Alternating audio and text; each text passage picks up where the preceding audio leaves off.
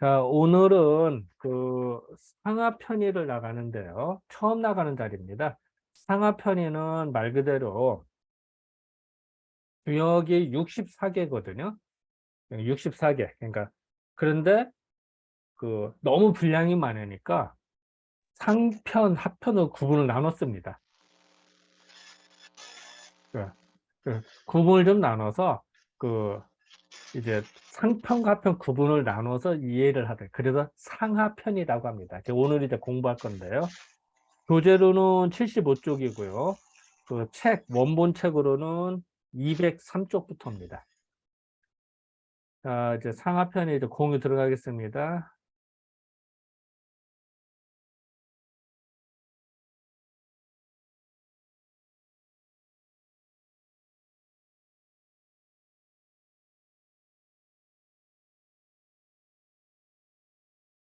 네. 자, 여섯부터 이제 직접 이제 화면 보입니까? 다 보이죠, 화면?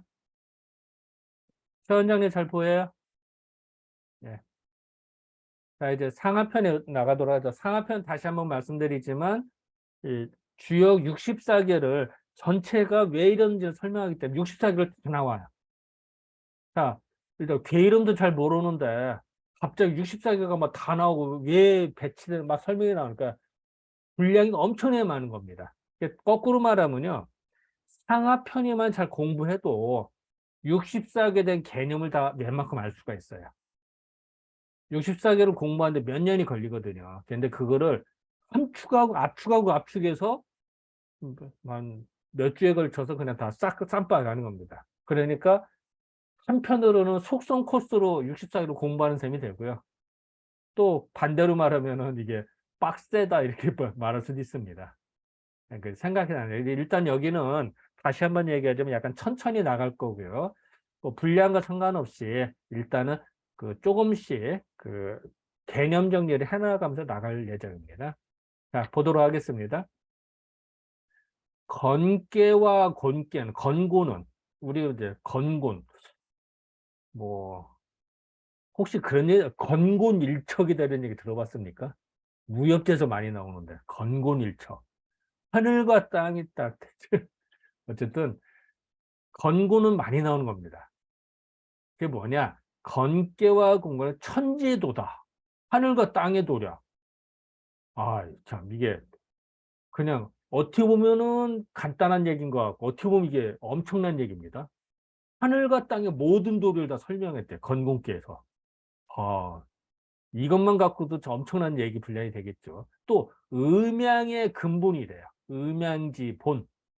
하지만 건계와 공계는 천지가 있은 다음에 만물이 생기잖아요. 그러니까 모든 거의 근본이 되고 또 음과 양의 근본이 되기 때문에 상편에서의 처음이 되더라. 이 얘기는 뭐냐면요. 자, 그 제가 아까 그 프린트물 올려놓은 게 있습니다. 요거 여기 보면은 여기 아마 두 장 이렇게 돼 있을 겁니다. 여기 보면은요.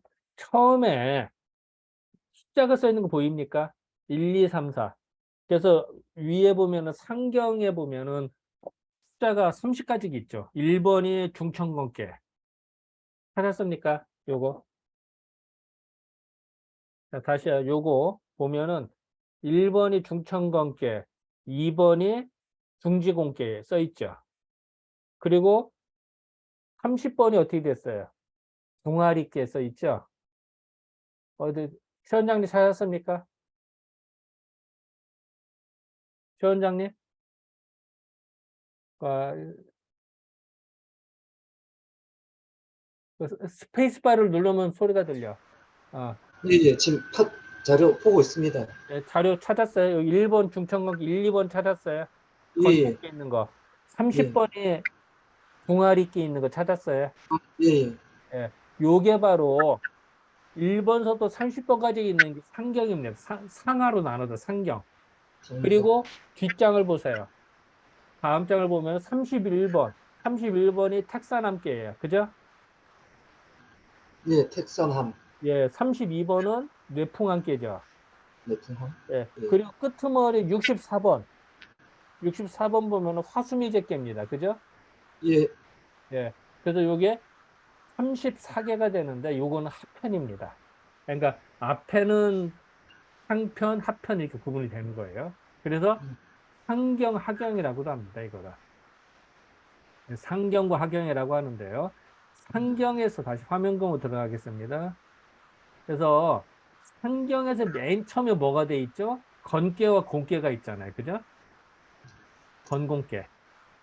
상경에서 그걸 말합니다. 예, 건깨와 곤깨는 그 상경, 상편에서의 수는 이제 머리라는 얘기 제일 처음이라. 그리고 그 다음에 이게 왜? 감깨와 리깨는 음양이 성질. 성질이 뭐죠? 자, 네. 감깨와 리깨는 음양이 성질, 질을 완성했다. 이 얘기는 잠깐 볼게요. 잠깐 공유 끄고 잠깐 보겠습니다.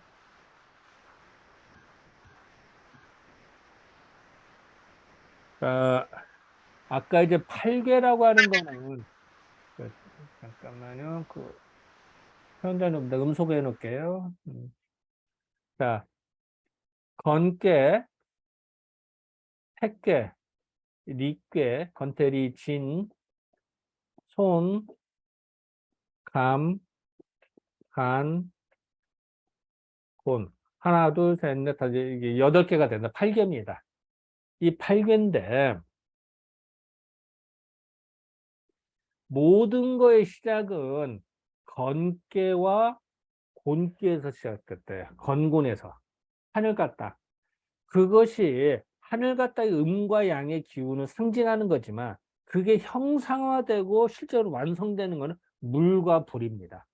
그래서 이 감깨, 이게 감깨인 거요. 이게 리깨인데요. 요 감깨는 물을 의미하고 리깨는 불을 의미합니다. 그래서 시작은 건곤에서 시작되고요. 감깨와 리깨에서 완성된다. 어떻게 완성이 돼? 물질적으로 형상화됐다 이런 표현을 씁니다. 건깨는 양의 기운이지만 상징적인 개념이죠. 실질적으로 물불같이 이렇게 물건으로 만들 수 있는 게 아니에요. 건깨는. 근데 그것이 양의 기운이 형상화되고 물질로 만들어진 게 불의 컨셉이에요. 불. 그리고 곤깨는 음의 기운이라고 하지만 그것이 실질적으로 물질로 만들어지고 뭉쳐진 거는 물이라고 본 거예요. 감깨라고 생각을 한 거예요. 그래서 건공감리를 따서 우리 태극기에 사괴를 삼은 겁니다. 하늘과 땅을 삼고 그다음 물불, 천지 물불을 사괴로 삼은 겁니다. 그런 이치를 생각하면 됩니다. 그래서 그 얘기가 이 얘기입니다. 이 얘기는 감깨와 리깨는 음과 양의 성질, 성질이라는 거는 질은 바탕이라는 거죠.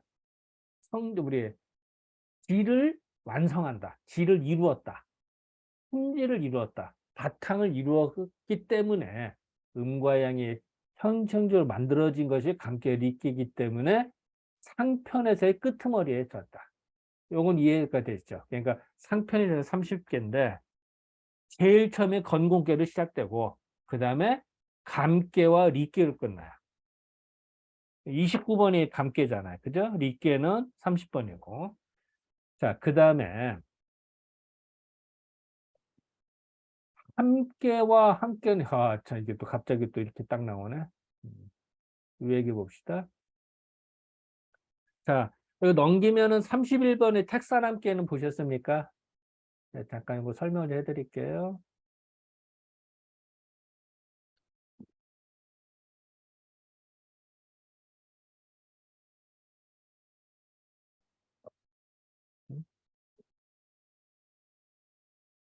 자, 31번을 보면은, 이 하편의 처음에 31번이거든요. 그래서 31번이 택 하나.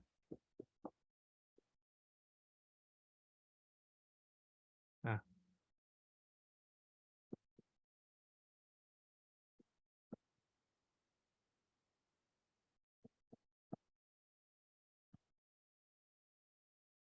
봐야지. 내가 좀 쓰다 보니까 이렇게 되네. 자, 일단은 요 얘기를 먼저 합시다. 그 문항도라고 하는 게 있는데요. 이제 관점의 부분인데요. 건괴와 본괴가 있을 때 요 양요가 띠리리를 놀러 갔대요. 놀러 가서 만들어진 뭐가 되죠? 진괴가 된대요. 요거를 처음에 양요가 처음에 생겨나 밑에서부터 생겨나 항상 모든 꾀는 밑에서부터 생겨나는 겁니다. 그렇기 때문에 처음 생겼기 때문에 밑에서부터 이거를 소위 말해서 장남이라고 얘기합니다. 장남. 자, 두 번째 게 놀러 갔어. 그럼 뭐가 되죠? 감중실. 가운데 이거를 중남이라고 합니다. 중남. 둘째 아들이다. 그리고 윗게 놀러 가서 만드는, 그러면 간께가 돼요. 이거를 소남이 돼. 셋째 아들이 됩니다. 셋째 아들이라고 하고 막내 아들이라고 하죠. 셋째보다 막내라는 표현을 쓰죠, 보통. 소남 하면은. 이렇게 된대요. 또 반대로 음요가 놀러 가서 만들어졌대. 그거는 음요가 놀러 가면은 아래 소나절개가 된다. 이거를 장렬해요. 또 두 번째가 놀러 가서 만들어졌대요. 그러면은 이거를 중렬해요. 그러니까 둘째 딸. 뭐 세 번째게 놀러 갔대요. 그러면은 항상 밑에서도 생겨 제일 위가 밑에서 생긴다. 이거 마지막에 생긴 거다. 마지막에 생긴 거 소멸이에요. 뭐 셋째 딸이라고 보려보다 막내 딸이라는 편이 더 낫죠. 이럴 때는. 어쨌든 그래서 요걸 이제 문항의 컨셉으로 이렇게도 봅니다. 이게 이제 이런 방법이 있는데요. 그 요걸 잠깐 그 지우고요.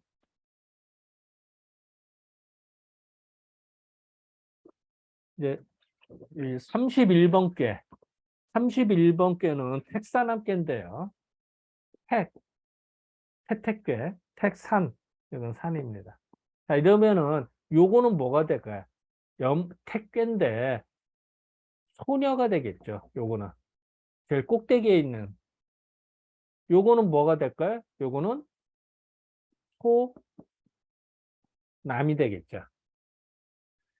소남이 소녀 아래에 있어. 그 위아래로 보면은. 자, 이 얘기는 남자가 여자 밑으로 내려갔네. 우리가 그 청혼할 때, 되게 이제 결혼식 할 때 어떻게 가죠? 남자가 어떻게 가죠?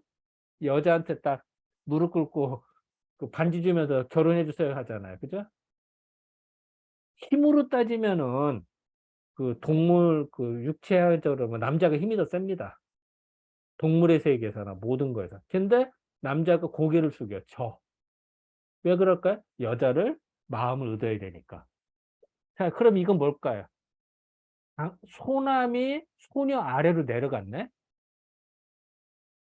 그러면 마치 청혼하는 께잖아. 남자 여자가 만나서 그리고 소남 소녀가 얼마나 이팔 청춘이가 얼마나 열정이 세겠어. 그죠? 찌릿찌릿 손끝만 마주쳐도 막 전기가 찌릿찌릿 하겠죠.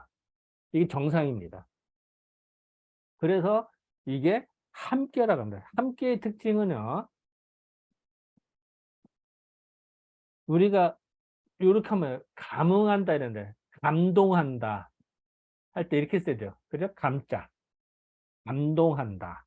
그런데 이게 마음심을 뺐어. 쉽게 말하면은 잘못 썼네.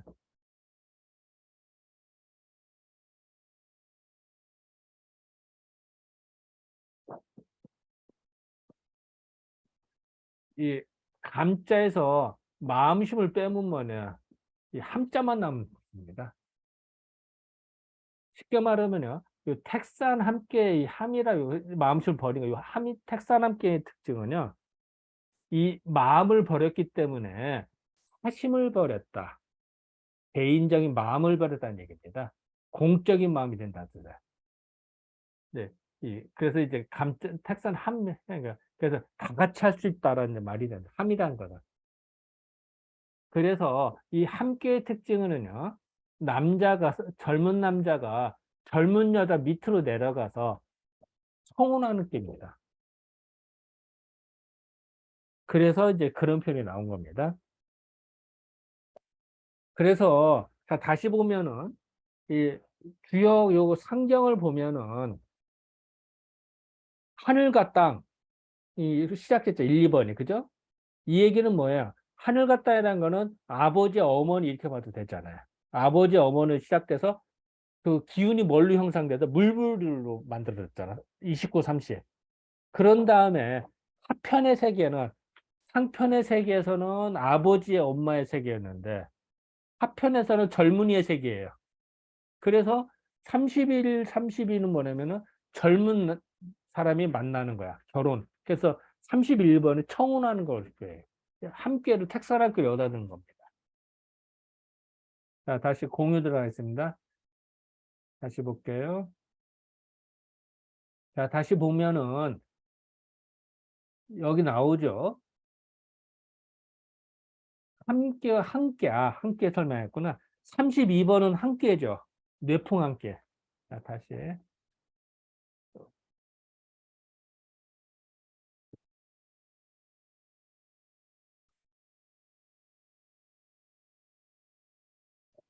자, 32번은 뭐가 되죠? 요거 64개 있는 거. 32번째는 뇌풍 함께입니다. 뇌는 이거 바람입니다. 항. 뇌풍 함께가 되는데요. 이거는 뭘까요? 장남이죠. 그죠? 이거는 장녀입니다.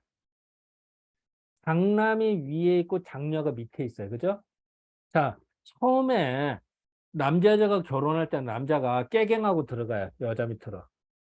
그러다 살다 보면 어떻게 돼요? 자식도 낳고 살다 보면 자연적 집안에 남자가 가장이 주도를 하게 되겠죠. 그래서 마치 엄마가 아빠를 그 무대나 예를 들어서 나이가 좀 들으니까 이제 그 가장을 더 그래서 힘이 세군 사람을 위에 있고 힘이 상대적으로 약한 사람이 아래에 있다 이렇게 봐도 되고요. 질서가 잡혔다 이렇게 봐도 됩니다. 그러니까 질서가 잡히니까 항구적이다 라는 말이다. 항구적이다. 항이 항상되다라는 말이다. 항상 유지된. 그래서 처음에 결혼해서 그 질서가 유지된다 이런 말도 됩니다. 항상된다. 항구적이다. 그래서 뇌풍계가 됩니다. 그래서 이게 32번째입니다.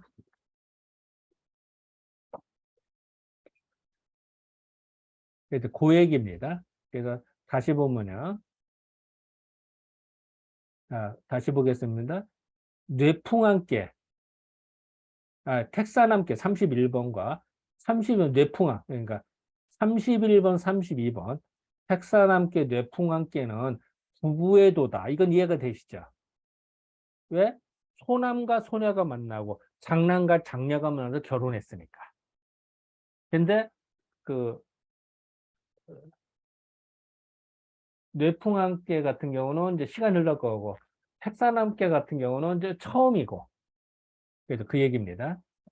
그래서 부부의 도가 되고 뇌풍함께 그런 다음에 생육지본이다. 생육은 뭐죠? 자식을 낳아서 기르는 거잖아요.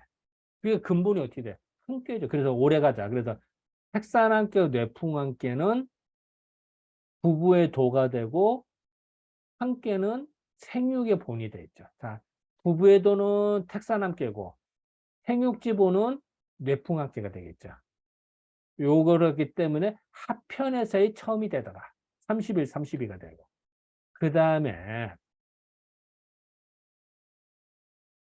제일 마지막에 어떻게 돼요? 63번째. 63번은 수화기제계거든. 이것도 잠깐 설명하겠습니다. 이게 지금 다시 얘기하지만 지금 64개를 다 설명하다 보니까 이 짧은 시간에 64개를 다 설명하다가 압축적으로 설명합니다. 다시 말하면은 그동안에 64를 공부 안 했다 하더라도 이 상하편에만 잘 봐도 64개를 대충은 다 말합니다. 즉, 64개 깊은 뜻까지는 몰라도 그냥 그 좀 대충 은 어디서 알아들 수 있고 말해. 그래서 요 상하편에만 공부를 잘해도 64기를 다 공부한 거는 같아요. 이제 그래서 상하편은 또 별도의 편이고 이 공부를 따로 이제 다시 시작해서 그 심기일전하는 게 좋습니다. 자, 다시 볼게요. 여기 보면은 그 63번째 뭐가 돼 있죠? 수학이 됐겠죠. 수, 화, 기재계.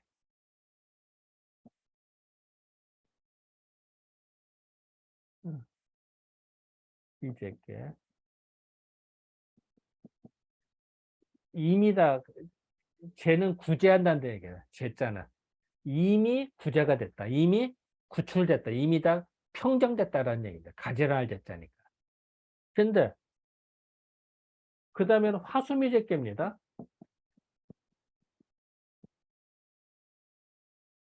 화수미제계는 안 됐대. 자, 이거 수학의 제계는요. 물이 있고요. 불이 있습니다. 수, 이거는 감중실계고 이어준계니까요. 수는 물은 어떻게 되죠? 내려오려고 하죠. 불은 어떻게 하죠? 올라가는 게 정상입니다. 불은 내려가려고 하잖아요. 불은 올라가고 물은 내려가는 게 정상입니다. 물이 스스로 올라가는 건 중력을 거슬리는 겁니다. 그죠? 자, 물은 내려고 불이 올라가 서로 만날 거 아니에요. 교합이 됩니다. 교류가 돼. 그러면은 뭘 만나야 면장을 하지. 만나야 뭐 서로 상의를 하든지 뭐. 그래서 기재, 이미 다 가지런해서 다 됩니다. 이런 뜻도 되고요. 모든 효는 밑에서 생긴다. 이게 처음 시작되고요. 이건 두 번째, 세 번째, 넷, 다섯, 6일인데 6이라고 상이라고 합니다. 그리고 양. 그래서 양효를 편의상 9라고 하고요. 음효를 편의상 6이라고 합니다. 6과 9. 그래서 요거는 초9가 됩니다. 두 번째는 뭐가 되죠? 6, 2가 됩니다. 세 번째는 9, 3이고요. 요건 뭐가 될 거예요? 6, 4, 요거는 9, 5, 요거는 상 6이라고 합니다. 각각의 밑에서 생기는데 이거는 초구, 요거는 음요니까 6이 두 번째, 세 번째는 9, 3, 요거는 6, 4, 9, 5, 상 6이라고 합니다. 자, 그런데 자, 첫 번째는 양의 자리예요. 자, 우리가 1, 2, 3, 4가 있다고 볼 때요. 1, 3은 홀수잖아요. 홀수. 홀수는 양이고요. 2, 4, 6, 8은 짝수기 때문에 음입니다. 홀짝은 아시죠? 홀수 짝수. 그래서 여기 같은 경우는 초구는 양효로서 양의 자리에 있으니까 다른 정입니다. 6위는 어떻게 되죠? 음으로서 음의 자리니까 정합니다. 세 번째 건 뭐예요? 양으로서 양의 자리에 있으니까 정. 올바라요. 음으로서 음의 자리가 정. 구호는 양효로서 양의 자리가 정하고요. 상육은 음으로서 음의 자리가 다 6개 이유가 다 정합니다. 올바라야. 이런 꾀는 극히 드뭅니다. 있긴 있죠. 근데 극히 드뭅니다. 없죠, 뭐 사실은. 그래서 이거는 다 정합니다. 그러니까 기재 모두 다 가지런하게 다 맞은 거야. 그러니까 기재계의 의미는 그 대상으로 봤을 때 두 가지 의미가 있어요. 하나는 물이 내려오고 불이 올라가서 서로 교합이 되기 때문에 기재가 돼. 이미 다 가지런해야 됐다는 뜻도 되고요. 또 하나는 효로 보면은 모든 효가 올바른 자리에 있어요. 예를 들어 이런 거 같아요. 예를 들어서 그 회사에 가면 사장 자리가 있잖아요. 그 사장실이 있고. 근데 사장 자리에 수의가 앉아봐. 그럼 이상하잖아. 수의 자리에 그 정문초소 사장이 앉아 있어 봐. 그 이상하잖아요. 그죠? 그런 거 같아요. 그러니까 올바른 자리 있어야 되는 겁니다. 제자리에. 예를 들어서 한의원 같은 경우도 원장 자리가 있잖아요. 환자의 자리가 있고 간호사의 자리가 있고. 근데 그게 바뀌면 어떻게 돼요? 뭔가 좀 이상하잖아. 그래서 어쨌든 기재께는 초구, 유기, 구삼, 육사, 구오, 상육이 모두 다 올바른 자리에 있다는 뜻이에요. 그럼 얼마나 좋은 겁니까? 그래서 기재입니다. 반면에 미재께는 어떻게 되어 있어요? 불이 위에 있고 물이 있네. 불은 올라가고 물은 내려가니까 만나겠어? 만나지를 못하잖아요. 그러니까 가지런하지를 못한 거야. 가지런할 기회가 없는 거야. 평정될 기회가 없는 거야. 굳이 쟤네들 뭐 그 구제한다, 가지런하다, 아니면 건너낸다, 뭐 이런 뜻이 되는데요. 건널제자도 되고요. 해결이 안 되는 거야. 이런 뜻도 되고요. 자, 이거는 제일 하니까 초육이 되겠죠. 음으로써, 음으로써 양의 자리에 있는데 이건 부정한 겁니다. 정이 아니야. 부정해. 이건 어떻게 되죠? 양으로서 이것도 부정이네. 양으로서 세 번째니까 음으로서 양의 자리인 것도 부정하네. 이것도 부정하네. 모든 게 다 부정해. 그죠? 안 맞아. 그러니까 가지런하게 된 게 하나도 없어. 그래도 미제께입니다. 이렇게 해석해도 됩니다. 즉 미제께와 기제께를 해석하는 방법이 여러 가지가 있는데 괴상 물과 불의 상괴 합괴로 봐도 이해가 되고요. 각각의 효의 자리로 봐도 이해가 되는 겁니다. 이게 다 맞습니다. 자, 그렇기 때문에 다시 공유 들어가겠습니다. 자, 그래서 미제께는 감께와 리께가 합쳐서 이건 이해가 돼요. 미제께는 감께와 리께가 만난 거래. 뭐 당연하죠. 뭐 한 것이고 기제께는 감께와 리께가 교합이 된 것이니 미제께는 감께와 리가 합쳐졌지만 교합된 건 아니죠. 그냥 교류가 안 되는 거야. 합쳐만 놓은 거야, 그냥. 물과 불을 그냥 합쳐놓듯이 그냥. 근데 분리가 되는 거죠. 기제께는 감께 이렇게 해서 만나서 교차가 섞이는 거야. 이런 것이니 합쳐지면서 교합이 되면은 앞에서는 합쳐지고 그 다음에 교합이 될 것 같으면 어떻게 되겠어? 생물. 여기서 생물은요, 뭐 과학에서의 생물이 아니라 물건을 낸다, 만물을 낸다. 생이 동사입니다. 생물, 만물을 낸다라는 말이에요. 만물을 내게 되는 것이니 그렇기 때문에 음과 양이 우리 성공한다 그러죠. 성공하다. 우리 공을 이뤘다는 얘기가 공을 완성을 했다. 공을 완성했다. 공은 뭐예요? 자기가 노력하는 거죠. 노력해서 뭘 되는 거. 그래서 뭔가 성취물이죠. 그래서 공을 완성했다. 자, 그래서 그렇기 때문에 미제께와 기제께가 합편에서의 마지막이 되는 것입니다. 그러니까 결국은 이 64개를 볼 때요. 이렇게 해석할 수도 있겠죠.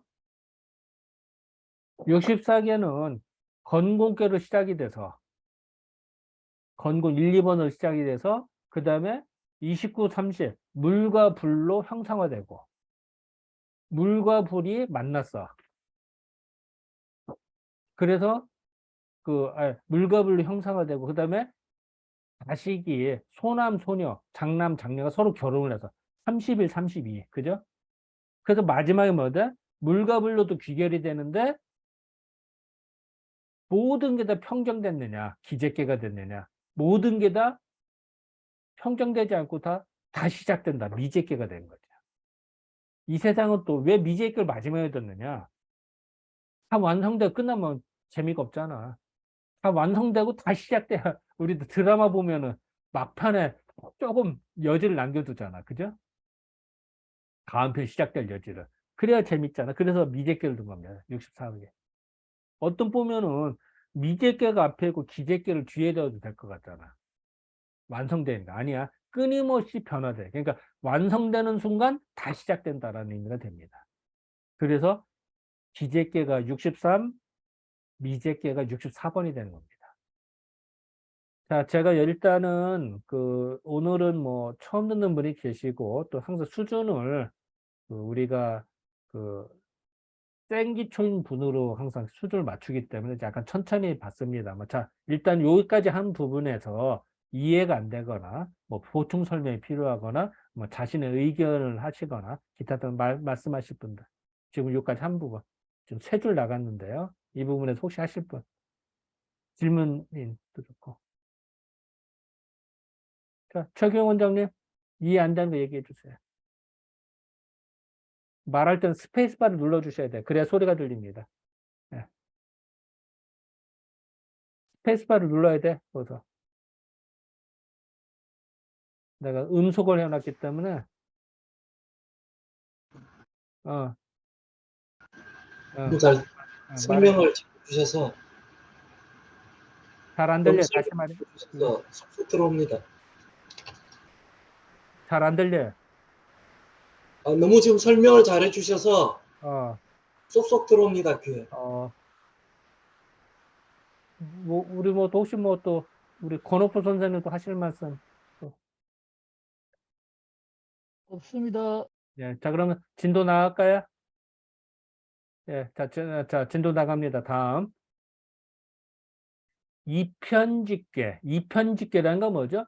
상편, 하편을 말하는 거죠. 상경, 하경. 상경, 하경 이렇게 말인데, 상편, 하편에도 마찬가지입니다.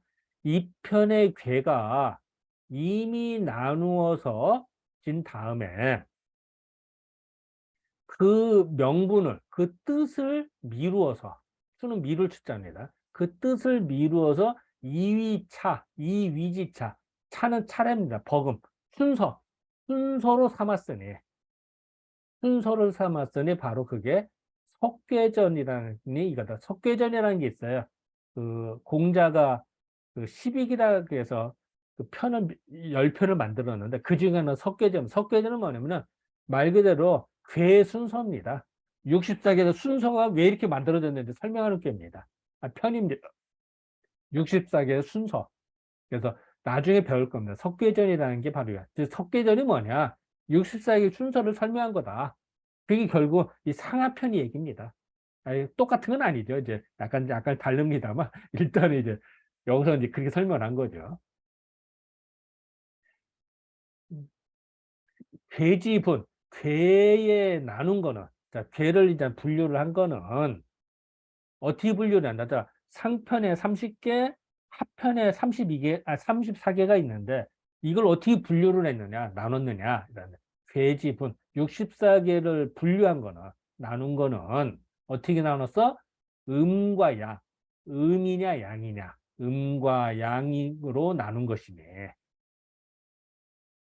양이 왕성, 양의 기운이 왕성한 거는 거상, 상편에 두고, 음이 왕성한 거는 하편에 뒀다. 즉, 64개가 있는데, 앞에 30개는 다 양이 왕성한 거고, 뒤에 34개는 음이 왕성한 거다. 이렇게 말이 되지. 왜? 양이 왕성할 때는 생겨나는 겁니다. 그때 음이 왕성할 때는 뭐예요? 완성하는 겁니다. 음과의 옳다 틀리다는 게 아니라 양은 시작하고 음은 갈무리하는 겁니다. 완성하는 겁니다. 그래서 예를 들어서 이런 거 우리가 부생모육지은이다 이런 얘기하죠. 아버지는 낳고 어머니는 기른다 이런 말이 나오죠. 이것도 아버지가 슬퍼서 낳게 하고 그 다음에 어머니는 길러서 완성을 하는 겁니다. 그렇게 봐도 돼요. 그러니까 시작과 끝 이렇게 예를 들어. 그래서 어쨌든 양이 왕성한 거는 상편에 있고 음이 왕성은 하편에 있다. 그러면 과연 여기서 왕성하다는 건 뭐냐? 이른바 왕성하다, 왕성하다는 도대체 뭐냐? 어떤 경우에는 죄로서 말한 거예요. 이 괴가 양괴다, 음괴다 이렇게 한 것도 있고 괴 전체로 보면 혹 어떤 때는 효로 본 것도 있다는 얘기죠. 효가 왕성하다, 약하다. 그건 경험하다. 이거 이따 나중에 설명이 나올 겁니다. 자, 다시 무조건 괴로만 본 건 이것도 아니에요. 무조건 효도 아니에요. 괴로 볼 때도 있고 효로 볼 때도 있더라. 요건 이따 설명이 나올 겁니다. 이런 것이니 괴와 더불어 효가 시의 명분을 취한 것에 있어서 괴에서 취하기도 하고 효에서 취함에 있어서 각각 유불동이라 같지 않은 게 있더라. 괴에서 취한 거 효와 일치하면 좋은데 일치하는 수도 있지만 다른 수도 있다는 얘기죠. 괴로 볼 때, 효로 볼 때 정반대 해석도 있다는 얘기죠. 그걸 이제 미리 이제 초로 치는 겁니다. 이따 설명이 나올 건데요.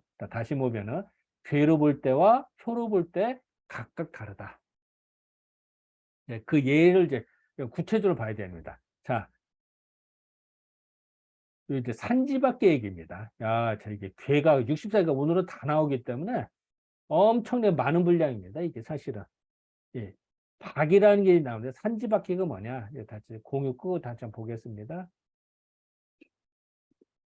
그래서 다시 얘기해주면 이번 상하편의를 공부하면요. 64개에 대한 얼개를 다 알게 됩니다. 그래서 이게 중요한 편입니다. 또 어떻게 보면 분량이 엄청 많은 거고요. 또 괴를 옛날에 공부했다 하더라도 다 까먹었거든. 그래서 복습하는 자리도 됩니다. 자,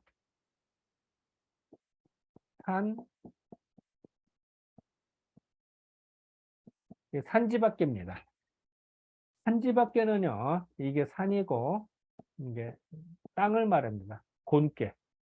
간개와 곤개로 이루어졌는데요. 음유가 몇 개예요? 하나, 둘, 셋, 넷, 5개입니다. 음유가. 양유는 1개밖에 없어요. 그죠? 양유는. 음은 5개예요. 그러면 이론적으로 따지면은 양이 5개니까 음이 5개니까 음이 더 왕성한 걸로 봐야 되지 않아요? 딱 보면, 그죠? 그럴 것 같지 않아요? 그런데 그렇게 안 봤어, 여기서는. 양이 왕성. 왜 그러냐? 이 박이라고 하는 거는요, 밑에서부터 음유들이 많아서 야곱냥 갉아먹는 거래요. 양유를. 마치 그 기둥이 있는데 밑에서 개미가 기둥 속을 야금야금 파먹는 거랑 같아. 예를 든다면. 그래서 야금야금 파먹었대야. 그래서 박은 박해서 나중에 하나 남아서 달랑달랑 남은 거야. 그래서 사실은 음유가 왕성한 거야. 틀린 말은 아니에요. 그런데 그렇게 해석을 안 하고, 어? 양요가 하나가 딱 있네? 이건 마치 지붕으로 따지면 지붕과 같은 거네. 지붕. 지붕은 어떤 게 하늘에서 비가 내는 걸 막아주잖아. 아니면 우산. 우산으로 해석해도 되겠죠. 우산이나 지붕. 뭘 막아주는 기둥이네. 제일 꼭대기에서. 위에서 음유를 거느려주네. 이렇게 해석해도 되는 거예요. 또 밑에서 음유들이 양유를 받드네. 제일 꼭대기는 상황격이죠. 상황. 상황격이니까 음유들이 양유를 받든 이렇게 봐도 되는 거야. 그거는 관점의 부분입니다. 막 옳다 틀리다가 아니라 요때는 이렇게 보고 경우에 따라 다르게 볼 수도 있어요. 그러면은 요 양요가 모든 거를 주도하게 되는 거죠. 그리고 이 세상에는요, 이렇게 생각해봅시다. 여자가 99명 있고 남자가 1명 있으면 누가 대접받을까요? 당연히 남자가 대접받습니다. 또 반대로 남자가 99명이고 여자가 1명이다. 그럼 누가 대접받아요? 여자가 대접받습니다. 왜 그럴까요? 소수니까. 금이나 보석이 왜 대접을 받을까요? 귀하니까. 우리 모래같이 흔한 게 모래고 흔한 게 짱돌이 흙과 같이 흔하봐요. 대접받아요? 대접 못 받지. 우리가 공기가 없으면은 5분을 견딜 수가 없어요. 그죠? 근데 공기가 무지 흔해. 진짜 공기는 공기. 그러니까 대접을 못 받아. 공기가 귀한 줄 몰라요. 우리는. 그죠? 근데 공기가 당장 없어 봐. 금방 죽어, 사람은. 웃기잖아요. 우리가 지금 물 쓰듯이 한다잖아. 물을 참 함부로 써요. 그죠? 물 쓰듯이. 근데 사막에서는 어때요? 사막에서 물 한 모금이 진짜 천금을 주고도 살 수가 없을 정도죠. 그죠? 물론 오아시스는 사겠지. 하지만 이제 그 물이 없다면은 없을 때는 대접을 받습니다. 그런 의미로 봐서는 5개가 의미지만 양유가 하나밖에 없어. 누가 대접받을까요? 여기서는 당연히 양유가 대접받습니다. 그런 의미로 봐서는 산지밖에는 음이 강할까 양이 강할까 라고 볼 때는 양이 강한 걸로 봐야 됩니다. 그래서 산지밖에가 어디에 있냐면은 양이 강하니까 몇 번에 있냐. 나도 번호는 까먹었는데 23번. 요거 찾아보자. 23번이 있습니다. 상경에 있습니다. 왜 상경에 뒀을까? 산지밖에를 23번. 왜? 음유는 많지만 실질적으로 여기서 제일 대장 역할을 하는 거는 양유가 대장 역할을 하니까. 그래서 대접을 받고 대장 노릇을 하기 때문에 산지밖에는 양의 괴라라고 표현하는 겁니다. 그래서 상경에 둔 겁니다. 자, 이제 산지밖에를 제가 설명했고, 자, 다시 봅시다. 자, 봅시다. 예를 들어서 어떠냐. 산지밖에는 괴로 볼 거든. 괴로 말할 것 같으면은 음장, 양박. 음은 점점 커지고 양은 박은 깎여 나간다네. 양은 박해진다는 거야. 깎일 박자거든. 깎여진다는 뜻이에요. 아까 그랬잖아요. 음은 점점 커지고 양은 하나밖에 안 남았잖아. 그러니까 이 표현한 거죠. 음은 점점 장은 커지고 동사입니다. 음은 커지고 양은 깎여 나간다. 다시 말하면은 음과 양은 명사고 장과 박은 동사입니다. 음은 커지고 양은 깎여 나간 것이고 소로 말할 것 같으면은 양극어상 양이 제일 꼭대기에서 극하다, 지극하다. 제일 꼭대기에서 양이 지극하다. 양이 힘을 팍 쓰잖아. 양지극어상 양이 꼭대기에서 양은 제일 위에서 꼭대기에서 지극하고 또한 하나의 양유가 위중음지도 5개의 음유들이 다 받드니까 임금 역할이야. 그래서 중음 여러 개 음유들의 주인이 되더라. 대장이 되더라. 그러니까 한 개의 양유가 아까 그랬잖아요. 이 한 개의 양유가 대장이 된다는 얘기. 자, 이 얘기는 양유가 음유들을 다 받들어서 임금이 됐대. 대장이 돼. 아니면 주인공 이런 셈이 돼. 주라는 얘기야. 주인 이렇게 봐도 되겠죠. 그러니까 이 산지밖에는 다시 얘기해 주면은 5개의 음유가 있지만 그 뭐 음이 강한 게 아니라 오히려 얘가 더 돋보인다는 거죠. 한 개의 양유가 꼭대기 있으면서 더 귀하다는 얘기예요. 왜? 소수니까. 그리고 그 역할을 하니까.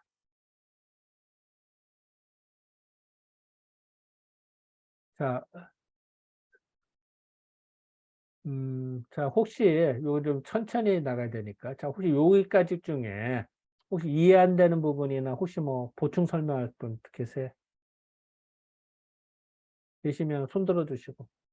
없으면 통과하겠습니다. 이해 안 되면 얘기를 해 주셔야 돼요. 왜냐면은 자, 우리 최 원장님 어떻게 쏙쏙 잘 들어옵니다. 잘 들어가고 있어요? 예, 네, 좋아요. 그러면 진도 더 나갑니다. 예. 자, 이제 그 다음에 대장계 얘기입니다.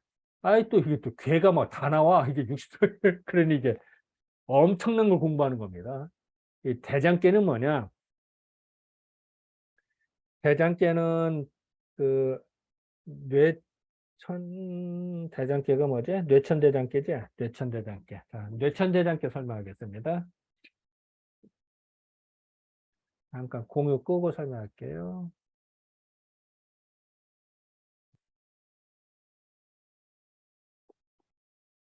아, 네. 뇌천대장계.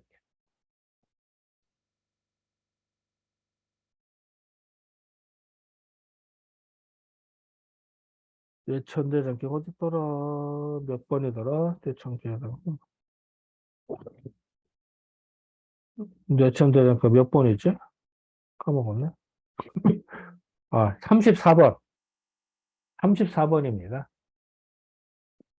34번. 찾았어요? 뇌천대장계. 자, 이거는 대는 큰 대자고요. 이거는 씩씩할 장자입니다. 씩씩하다. 씩씩할 장자. 그래서 혹시 수원의 장용영 정조장에만 군대 아세요? 화성에 만든 장용영. 장용은 씩씩하고 용맹한 부대라는 얘기입니다. 장용영. 그래서 그 수원 화성에서 막 그 무예 시범 벌이고 그러다가 장용영. 씩씩할 장자입니다. 크게 씩씩하자. 이게 무슨 뜻이냐? 양요가 한 개, 두 개, 세 개, 네 개죠.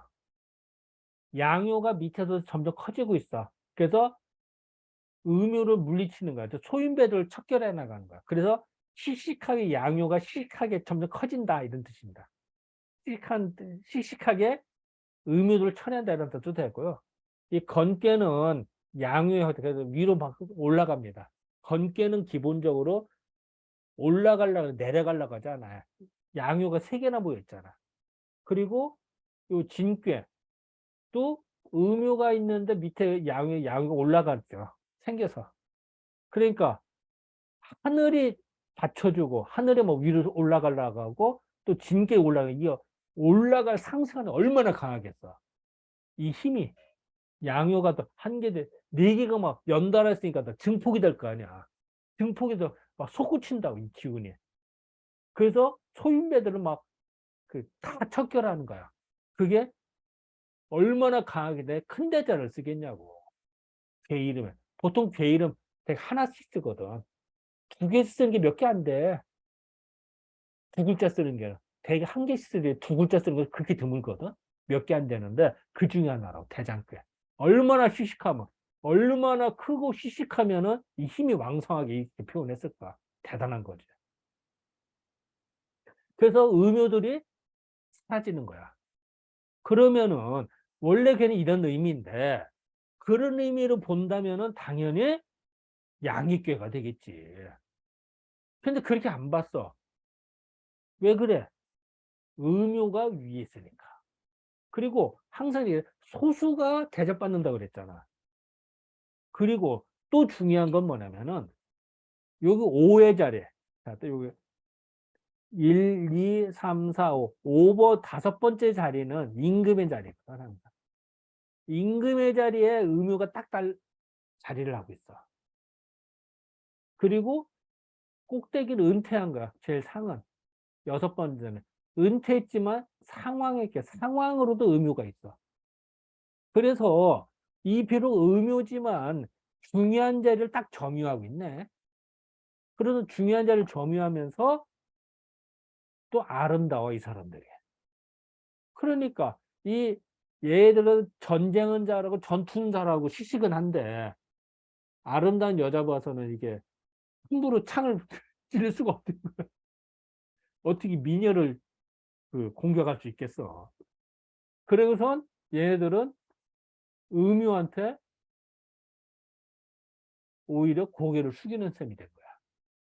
진격하다가 소인배만 물리치고 막 진격하다가 전쟁터만 하다가 미녀를 만나서 오히려 깨갱하는 셈이 돼.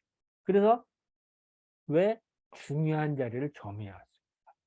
그래서 뇌천대장 때는 사실은 양요가 왕성한 께인데 그래도 불구하고 음요, 음요가 중요한 자를 점했기 때문에 음의 꾀를 보는 거예요. 그래서 합해내는 거라고. 34번째. 자, 요런 컨셉을 가지고, 그러니까 어느 때는 뇌천작의 해석을 할 때 양이 시식하다 이렇게 해석할 때도 있고, 그게 맞아. 그런데 상편, 하편에 배치된 걸로 봐서는 음이 더 주도를 한다 이렇게 해석을 하는 거예요.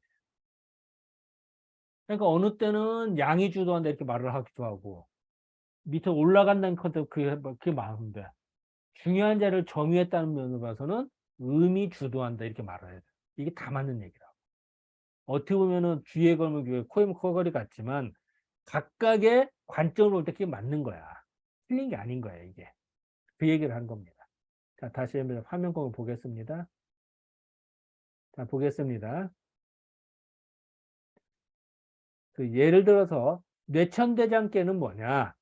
괴로 말할 것 같으면은, 괴로 말할 것 같은, 괴로 말할 것 같으면은 양장이 장, 양이 커지고 씩씩하자.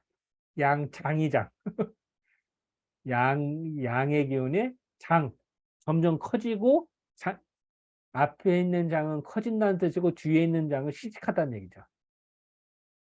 뇌천 대장을 해야 되는 거지. 이런 것이고, 효로 말할 것 같으면, 효로 말할 것 같으면은, 음이 위에서 왕성해. 아까 유고와 상륙의 자리에서 음이효가 딱 중요한 자리를 점하고 있잖아.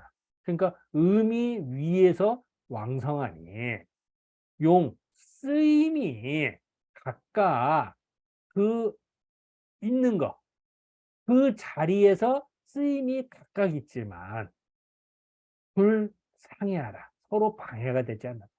이건 무슨 뜻일까요? 사실 아까 내가 그랬잖아. 다시 해가는 요기는 양으로 봐서 당연히 양이 시식하고 커지는 거야. 맞아. 근데 이 관점으로 이게 맞는데 효로 봐서는 또 이게 또 중요한데 이게 또 말도 안 되잖아. 서로 상충되잖아. 그게 아니란 얘기야. 상충된 얘기가 아니란 얘기야. 그 얘기를 이렇게 표현한 겁니다. 쓰임이 각각 곳곳에 있다. 죄로 볼 때는 이렇게 보고 효로 볼 때 이렇게 하지만 그것이 불상해. 서로 해치지 않는다. 서로 모순되지 않는다는 얘기야. 그 뜻이에요. 이렇게 언뜻 보면 아다리가 안 맞잖아. 그지? 하지만 보는 관점에 따라서 달라질 수 있다는 거야. 그거를 여기서 말하고 있는 거야. 관점에 따라 다른 거다. 자, 요 약간 이것도 분량이 좀 많았다. 일단 요 부분. 지금 한 가지 혹시 뭐 뇌천대장계에 대해서 혹시 뭐 궁금하신 거나 질문 이 부분.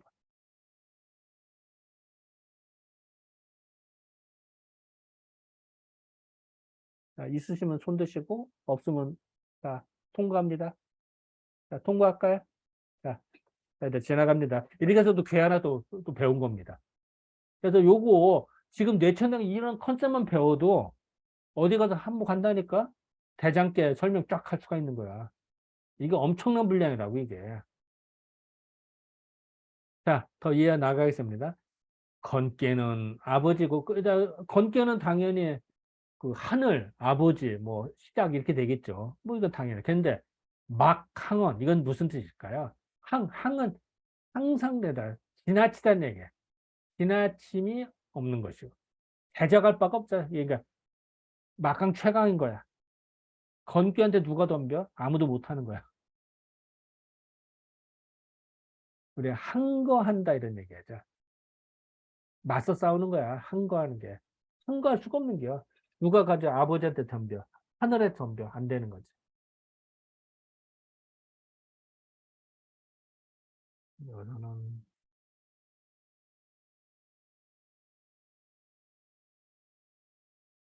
그리고 항은 높다를 뜻해.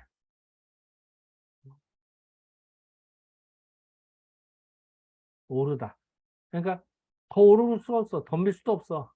그러니까 건께는 아버지면서 더 누가 덤빌 사람도 없고 곤께는 어머니. 이건 이해되시죠? 곤께는 어머니니. 이 거리면 건괴가 없으면 건괴가 아니라면은 무여위적이다. 더불어 알렸대요. 더불어 위적 여기서 적이라는 거는요.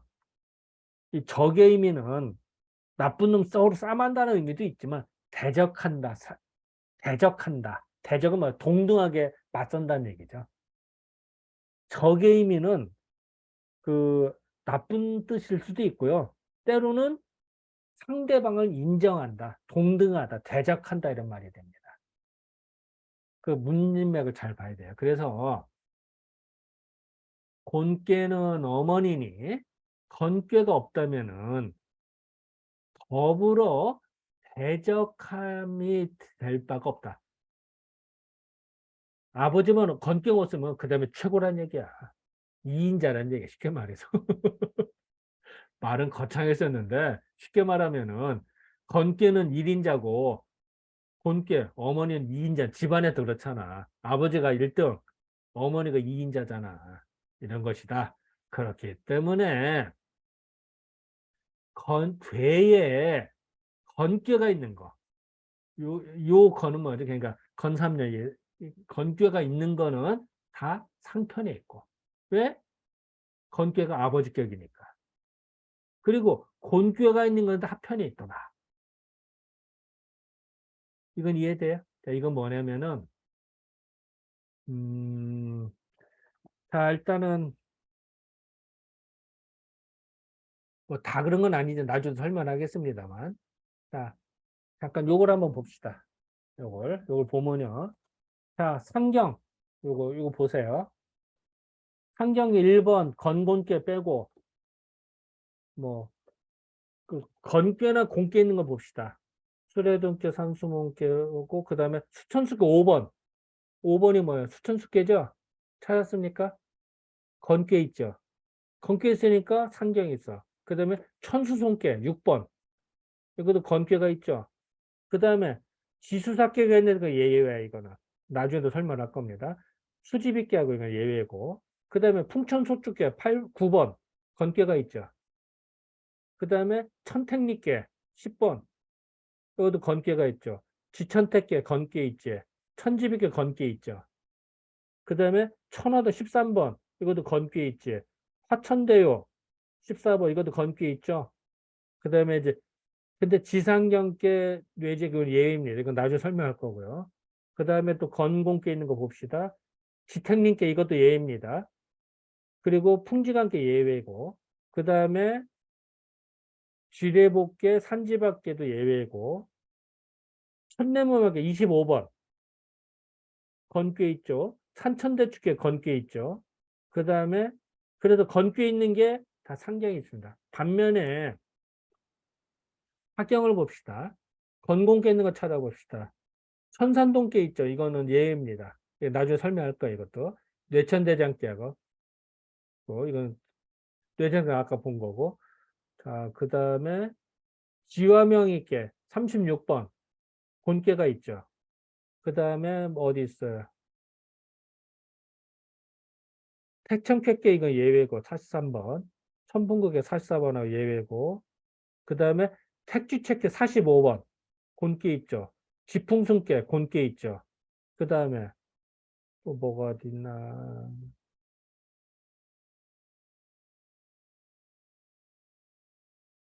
그러네. 끝. 그래서 그걸 얘기한 겁니다. 그러니까 전체적으로 봤을 때 건꾀가 있는 거는 양이니까 상편에 있고 공꾀가 있는 거는 하편에 있더라. 이 얘기한 겁니다. 그리고 예외가 있었는데 그건 이따 또 설명을 할 겁니다.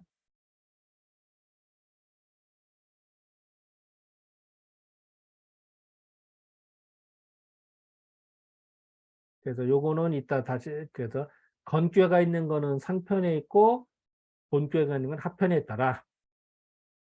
이제 그 다음에 또 이것도 또 맞습니다. 이거 지금 이제 예외 설명인데요. 이게 다 우와 여기까지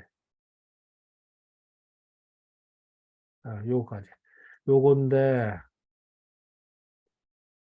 음, 요것만 하고 잠깐 쉬었다 합시다. 그러면 자 봅시다. 복계 복계는 뭐냐? 지뢰복계인데요. 그럼 잠깐 설명해 드릴게요. 음, 음.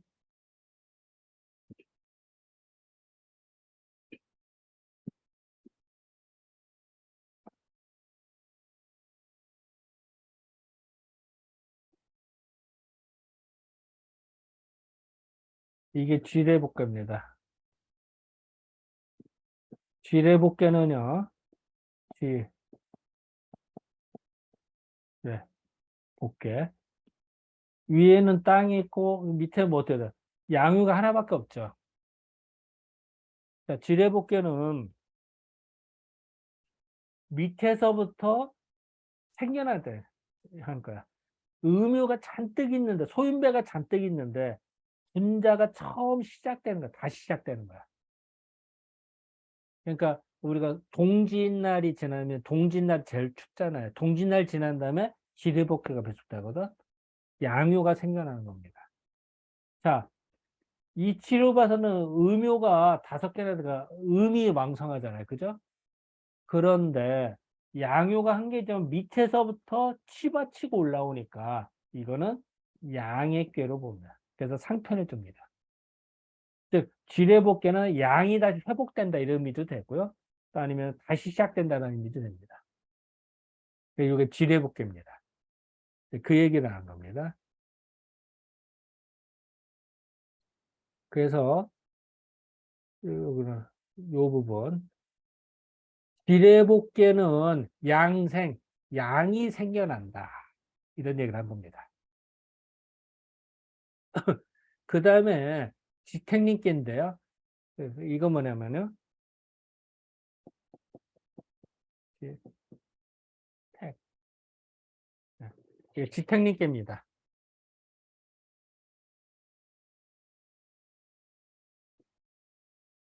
지택님께인데요. 요거 그 지택님께는 양이 한 개이고 그 다음에 2개가 됐잖아요.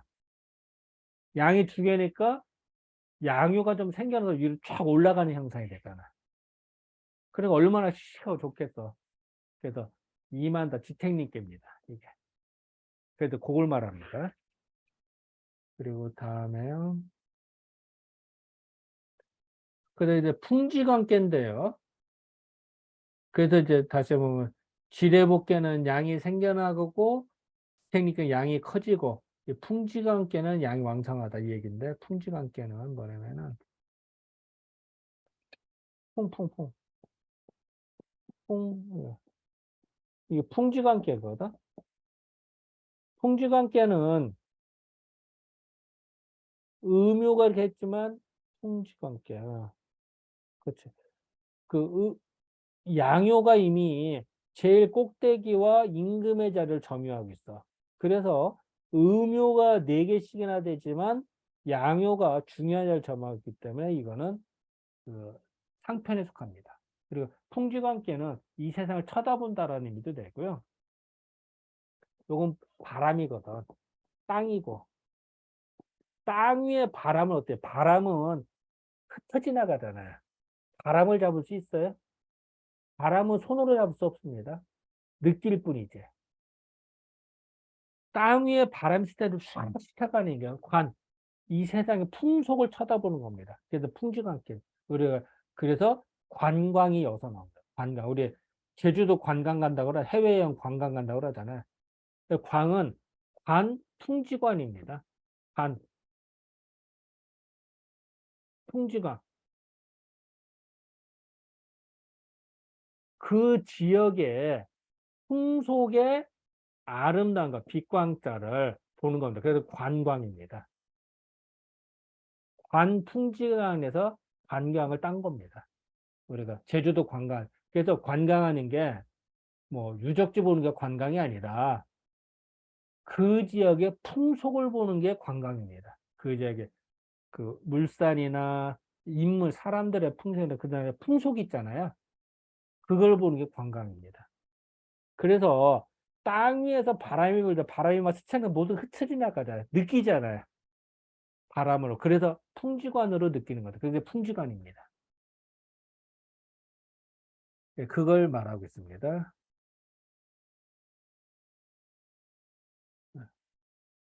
자, 그리고 아까 산지밖에는 아까 나왔었죠. 산지밖에.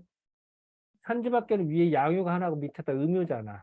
그러니까 음유가 있지만 위에 양유가 버티고 있으니까. 그래서 산지밖에 양이 극성한 거다 이런 거야. 그래서 요거는 지뢰복계, 지택림계, 풍지관계, 산지밖에는 비록 곤괴가 있으나 여기다 곤괴가 있으나 상편에 있더라. 아까 예외 얘기했었죠. 그러니까 곤괴가 있어. 지뢰복계에도 곤괴 있고 지택림계도 곤괴 있고 풍지관계, 산지밖에 다 그러니까 지를 쓰잖아. 지뢰복계 지, 그 지택림계 지, 풍지관계 풍지지, 산지밖에 산지, 그죠? 공개가 있단 말이야.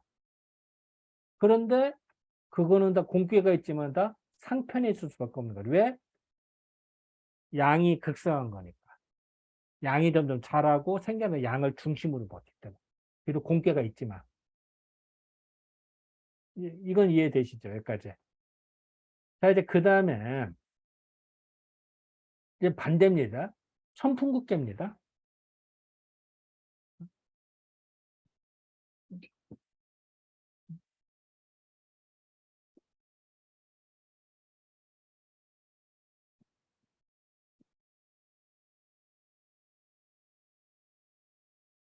천풍국계는요. 천풍국계.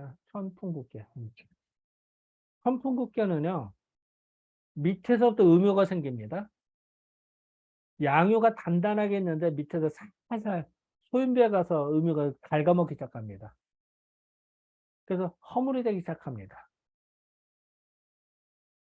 이거는 비록 건괴가 있지만 생겨나는 거 아까 지뢰벽과 같은 컨셉이죠. 이거 뭐 양요가 생겨 이걸 중심으로 봤잖아. 이건 반대죠. 양요가 올 때 음요가 생겨 이걸 중심으로 보는 거야. 그러니까 당연히 아까 지뢰복개가 곤괴가 있지만 상편에 두졌잖아요. 예외로. 이거는 건괴가 있으니까 당연히 상편수가 아니고 하편이다. 왜? 음유가 왕성해지는 거니까. 그러니까 천풍국계는 그런 의미입니다. 밑에서부터 음유가 생겨나는데. 그러니까 당연히 상편, 하편에도 어디다 둘 거야? 당연히 하편에 둬야겠지, 이거는. 그걸 말하고 있습니다.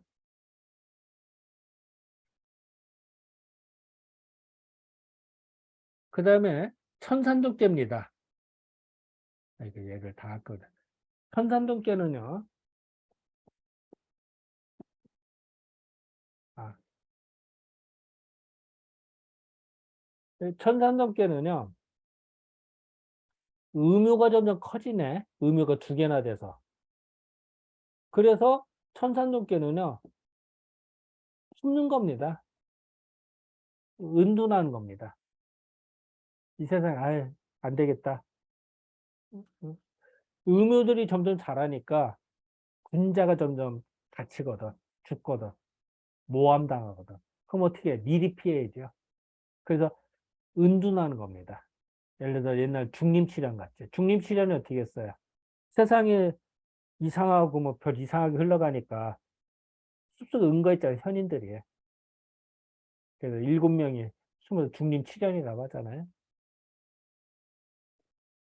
그러니까 음유가 점점 소인배가 점점 자라는 걸 보고 양유가 미리 피신하는 겁니다. 그래서 은둔하는 겁니다. 둔. 당연히 이것도 건괴가 있지만 소인배들이 점점 커지기 때문에 상편이 아닌 하편에 두는 겁니다. 이것도 같은 겁니다. 자, 대장계, 뇌천대장계 아까 설명했죠. 뇌천대장계 어떻게 해서 뇌천대장계도 양요가 이렇게 있지만 커지지만 위에 음요가 중요한 자리를 점하고 있으니까 이거는 음이 왕성하다 그래. 택천쾌계입니다. 택천쾌계는 음요가 제일 꼭대기 하나 있거든요. 이거 택천쾌계, 택천쾌 이게 택천쾌계거든요. 이거 마찬가지로 아까 산지바과가 같은 컨셉이죠.